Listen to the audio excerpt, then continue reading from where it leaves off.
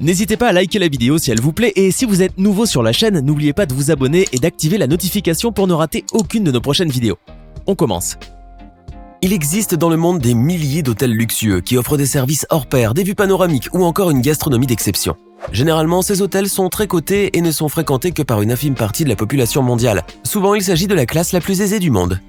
Et parmi tous ces hôtels se trouve en tête de liste le plus magnifique, le plus somptueux et surtout le plus royal, celui qu'on a si joliment baptisé Burj Al Arab.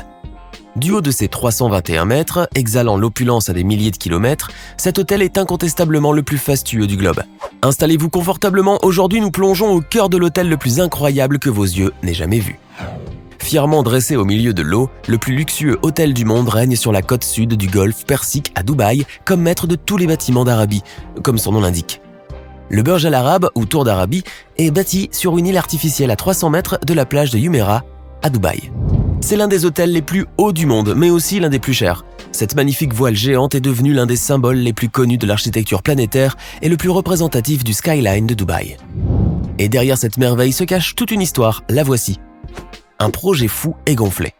Ce building ultra luxueux a été construit à partir de 1994 et n'a ouvert ses portes qu'en décembre 1999. Son fondateur tenait à ce que le Burj Al Arab soit prêt avant le passage du nouveau millénaire. Et pour ce faire, on a dû mettre les bouchées doubles. Et oui, il a fallu plus de 3500 ouvriers, issus de 3000 sociétés différentes pour bâtir l'empire. Et tiens, puisqu'on en parle, cet hôtel est le fruit de l'imagination du cheikh Mohammed Ben Rachid Al Maktoum, un projet fou dont les fonds ont principalement été issus du pétrole. L'idée était de faire de son hôtel un endroit dédié au tourisme luxueux, qui serait également une grande référence internationale dans le monde du luxe. Conscient que Dubaï est l'endroit parfait pour construire un si beau projet, le riche émirat amoureux de la pêche et de la perle a choisi alors d'amarrer sa gigantesque voile sur une île artificielle. Le cheikh souhaitait que son hôtel se dresse comme un phare au milieu de l'eau. Et ce n'est pas tombé dans l'oreille d'un sourd, puisque c'est de l'iconique architecte Monsieur Thomas Wills Wright que viendra l'idée de créer cette immense voile gonflée par les vents. Une architecture hors du commun. Les ingénieurs ont imaginé une île située à 280 mètres du rivage, de 150 mètres de côté, située à 7,50 mètres au-dessus du niveau de l'eau et entourée de milliers de cubes de béton. Et pour supporter le poids de ce monstre, on a implanté 250 piliers d'1,50 m de diamètre et de 40 mètres de long, profondément enfoncés dans le sable. L'emplacement du bâtiment et son orientation sont aussi très singuliers, puisque ce dernier se situe dans une zone spécifique, afin que l'ombre de la voile ne couvre pas la plage. Les poutres du gratte-ciel pèsent 165 tonnes et mesurent 85 mètres. Avant d'entreprendre les travaux de décoration, les ingénieurs ont d'abord installé l'imposante voile en fibre de verre recouverte d'une couche de téflon pour protéger l'édifice de l'usure due au vent des sables provenant du désert. Le Burj est composé de 56 étages au total, dont 3 au sous-sol. Avec ses 321 mètres de hauteur, il était jusqu'en 2007 le plus haut hôtel de Dubaï. Venons-en à présent au plus intéressant. Sur le toit de l'hôtel se trouve une plateforme pour hélicoptère qui peut également être utilisée comme terrain de tennis. D'ailleurs, les tennismen professionnels André Agassi et Roger Federer ont déjà eu l'occasion de taper la balle lors de tournages de spots publicitaires pour le compte de l'établissement. Le sommet du gratte-ciel comporte également un immense restaurant panoramique flottant à 200 mètres d'altitude, divisé en deux ailes, le Han Mutaha et le Skyview Bar. Malgré une superficie de 111 500 m² et une taille très impressionnante, le Burj Al Arab ne compte que 202 chambres de luxe, avec salle de bain privative, réparties sur 28 étages doubles. Et vu qu'il n'accueille que des clients très fortunés, on ne parle pas de chambres mais plutôt de duplex. Parmi les 202 suites, on compte 142 suites de luxe à une chambre, 28 suites de luxe à deux chambres, 18 suites avec vue panoramique, 4 suites club, 6 suites diplomatiques, 2 suites présidentielles et 2 suites royales. La plus petite des suites occupe une superficie d'environ 170 m², alors que la plus grande mesure 780 m². D'ailleurs, les vestiaires des suites royales sont plus spacieuses qu'une chambre d'hôtel ordinaire. En plus de toutes ces suites, l'hôtel possède 8 restaurants et bars, 11 boutiques et bien sûr un atrium de 180 mètres de haut. Et pour se déplacer entre tous ces étages, 18 ascenseurs sont mis en service. Parmi eux, 2 ascenseurs panoramiques directs du 1er au 27e étage qui se déplacent à une vitesse de 6 mètres par seconde et 2 batteries de 6 ascenseurs qui desservent tout l'édifice ainsi que le parking souterrain. Les autres sont dédiés aux services et aux monte-charges. Une esthétique éblouissante. Le cheikh Mohammed Ben Rachid Al Maktoum voulait pour son hôtel une décoration jamais vue auparavant et qu'il est dur d'égaler ailleurs. Pour satisfaire le prince héritier, il a fallu l'intervention d'une déesse de la décoration, Quan Shu, ainsi que celle de ses 50 collaborateurs. Un travail acharné qui leur a demandé une concentration exclusive sur le projet. Grâce à son œil d'experte, Quan Shu a fait de l'édifice un vrai palais arabe. Et comme le Burj est avant tout l'œuvre d'un prince, il a fallu sortir tout l'or du pays. Bon, ok, on exagère, mais n'empêche que la décoratrice a dû utiliser pas moins de 8000 mètres de feuilles d'or 24 carats, 23 444 mètres carrés de marbre en provenance du Brésil et d'Italie, 500 000 litres de peinture et 28 000 points lumineux. Et quelques mois seulement avant l'ouverture du Burj, Quan Chu a dû revoir toute la décoration du lobby, en y installant notamment d'immenses aquariums pouvant contenir jusqu'à 250 000 litres d'eau, des fontaines de 20 000 litres et une cascade contenant 15 000 litres d'eau.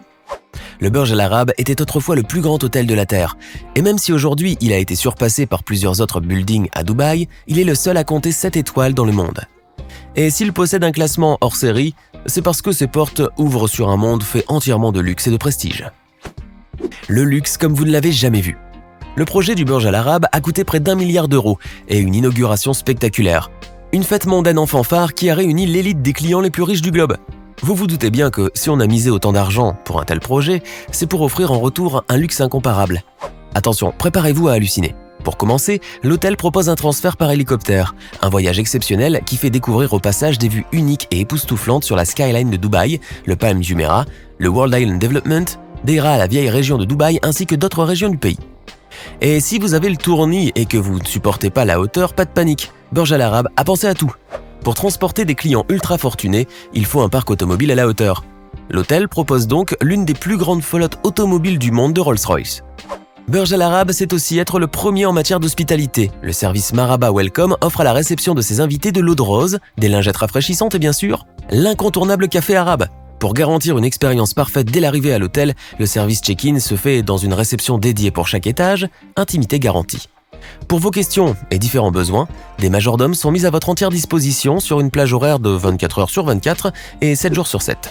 Burj Al Arab ne fait rien à moitié puisque 1600 employés travaillent au service de leurs clients. Et pour amuser les petits, il y a tout ce qu'il faut. Une multitude d'équipements et de services spéciaux dédiés aux plus jeunes se trouvent au club Simbad Kids Club au 18e étage, en plus de services de babysitting disponibles à la demande.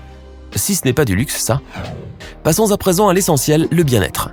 Vous n'êtes pas sans savoir qu'à Dubaï, on sait faire la fête et pour cela, Burj Al Arab a fait construire le club Gold on 27, qui est animé par le grand DJ Darko Deyan. L'hôtel possède également un spa incroyable pour une expérience situationnelle et inoubliable. Le Thalys Spa a d'ailleurs remporté 2 années de suite le prix du meilleur spa d'hôtel de luxe dans la catégorie gagnant mondial des World Luxury Spa Awards. À cela s'ajoute aussi un salon-bar ultramoderne nommé le Junsui, dont le plafond est orné de 29 000 magnifiques cristaux Swarovski pour se payer l'impression de baigner dans la Voie lactée. Trouverez-vous cela ailleurs ?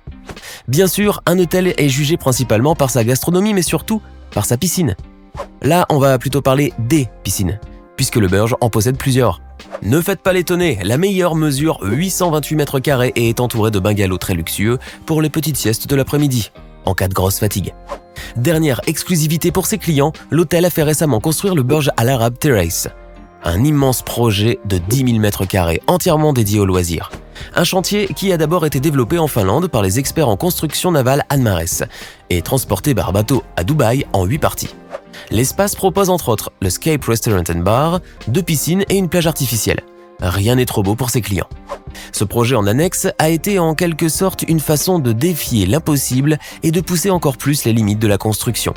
S'y trouvent 24 bungalows et 8 cabines royales, des mini-bars, des machines à expresso, des menus spéciaux, des fruits frais à volonté, un ameublement de luxe, en plus de vérandas, de salles de bain privées et de douches pour les plus royalistes des clients.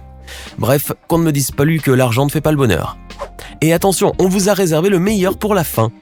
Indépendamment de l'expérience humaine, le Burj Al Arab suggère des expériences gustatives sensationnelles dans ses nombreux restaurants. Mais on va vous parler du plus incroyable d'entre eux.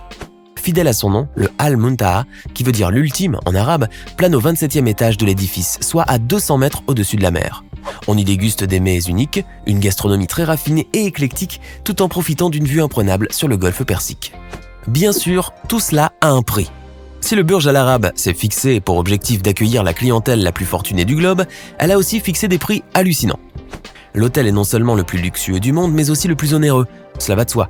Les prix officiels pour les suites simples se situent entre 7 600 et 17 600 dirhams Émirats Arabes Unis, soit l'équivalent de 1 760 € et 4 071 € la nuit, incluant le petit déjeuner, des dattes, des chocolats et même un kit complet de produits Hermès pour hommes et femmes. Quant à la suite royale, son prix pourrait aller jusqu'à 119 000 € par nuit. Oui, vous avez bien entendu, 119 000 € par nuit. On ne sait pas s'il la loue souvent, mais je suis sûr que vous comprenez mieux maintenant pourquoi cet hôtel est le seul au monde à avoir cette étoile. Alors que pensez-vous du Burj Al Arab? Dites-le nous dans les commentaires.